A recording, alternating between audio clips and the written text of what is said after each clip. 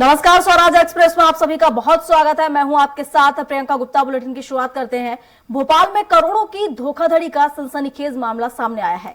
शातिर जालसाज ने भोपाल ही नहीं बल्कि दूसरे जिलों के साथ साथ पड़ोसी राज्य के लोगों को भी ठग दिया। आरोपी इतना शातिर है कि उसने इस गंभीर अपराध को करने के लिए बड़े बड़े अधिकारियों की फर्जी सील, दस्तावेज और एफिडेविट तक बनाए हुए हैं, जिसकी मदद से वह धोखाधड़ी करता था। देखिए खास रिपोर्ट में। राजधानी भोपाल में महाठगी का एक हैरान कर देने वाला मामला सामने आया है। महाठग का नाम किशोर सिंगोड़े है, जिसने शातिर तरीके से न जाने कितनों को झांसे में लेकर उन्हें करोड़ों की चपत लगा दी। ये महाठग इतना शातिर है कि एक एक कर लोग उसके झांसे में आते चले गए और किसी को शक भी नहीं हुआ। फरियादियों की जब आंख खोली तो वो अपनी जमा पूंजी सब कुछ लुटा चुके थे। ये ठग इतना शातिर है कि वो जालसाजी को पुख्ता दिखाने के लिए बड़े बड़े अधिकारियों की फर्जी सील, दस्तावेज और एफिडेविट का इस्तेमाल करता था। आरोपी ने किसी को जमीन दिलाने के बहाने तो किसी को तालाब की लीज और किसी को रेलवे में नौकरी के नाम पर ठग लिया।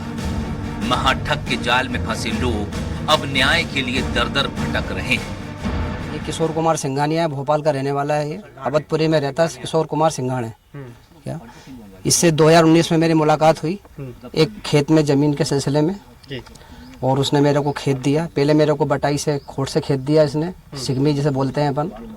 उसके बाद में फिर इससे हमारा सौदा हो गया। इसने 42,65,000 रुपये लेकर एक नोटरी कराई। होशंगाबाद ले गया नोटरी कराने के लिए। नोटरी होना था रेहटी में, नोटरी कराई इसने होशंगाबाद ले जाके। और उसके बाद में कुछ दिन तक ठहराता रहा कि आज रजिस्ट्री कर रहे हैं, कल रजिस्ट्री कर रहे हैं। उसके बाद में इसने कहा कि वो रजिस्ट्री जो नोटरी कराई है वो तो फर्जी है आपकी। और ये कोर्ट चला गया। जब हमें पता चला, नोटिस मिला हमें, तो हम कोर्ट गए। कोर्ट में पता चला कि इसने हमारे खिलाफ में केस लगा दिया। हमने भी केस लगाया। जब हमने केस लगाया तो ये इसको ऐसा लगा कि मैं हार जाऊँगा, तो इसने हमको 42,65,000 रुपये का चेक दे दिया। वो 42,65,000 रुपये का चेक दे दिया। उसके बाद चेक भी बाउंस हो गया। इसने भोपाल में से घर बुलाया और घर बुलाकर हमको चेक दिया, लेकिन वो बैंक में डालने के बाद वो भी बाउंस हो गया। किशोर सिंघानी करके एक व्यक्ति अवधपुरी में रहता है। उसने सीएम साहब का हवाला देके मुझसे छोटे तालाब भोपाल में जो स्थित है उसके लिए पैसा लिया था, और रेलवे की नौकरी लगवाने के लिए। और मेरे 3 रिश्तेदार हैं जो कि तेंदुखेड़ा में रहते हैं, बहन, जीजा जी और एक और है परिवार के। उनसे 8-8 लाख रुपए लिए और 26-27 लाख रुपए मुझसे लिया। इस तरीके से 51 लाख रुपए उसने लिए, और उसमें से ऑनलाइन उसने मुझे 1-1, 2-2 लाख की किस्तों में 19 लाख रुपए वापस करे। अभी मुझे मुझसे कुछ पेमेंट उसने ऑनलाइन भी ली है, पक्के में भी लिए और कच्चे में भी दिए। मैंने जो थाने में सारी चीज़ें लिखवा दी हैं डेट बाई डेट। मेरा एक किराने का दुकान है यहाँ भोपाल आराधना नगर अवधपुरी एरिया में रहता हूँ। घर से ही दुकान चलाता हूँ। दुकान पे संपर्क हुआ उससे, तो वो मेरे को शुरू में दुकान का नाम, दुकान के लिए मतलब BHL एरिया में बोला कि लीज पे हम ज़मीन दिलवा देते हैं, अब घर में काहे की दुकान की। उसमें पैसा लिया। फिर उसके बाद में नौकरी लगाने के बेटिया का पैसा ले लिया। फिर ज़मीन दिलवाने के लिए बोला खेत ले लो आप, खेत के लिए पैसा ले लिया। लेने के बाद में 2 साल तक मेरे साथ में ये टाल मटोली करते रहा। किशोर सिंघाने से मिला था। किशोर सिंघाने ने उसी दिन मेरे को अपने छोटे भाई संजीव सिंघाने से मेरा परिचय कराया, जो BHL में काम करता है, सर्विस करता है। मुझे प्लाट पसंद नहीं आया तो फिर इसने मुझे झांसा दिया कि तुम एक काम करो, ज़मीन अपनी ले लो, ज़मीन में कर लो।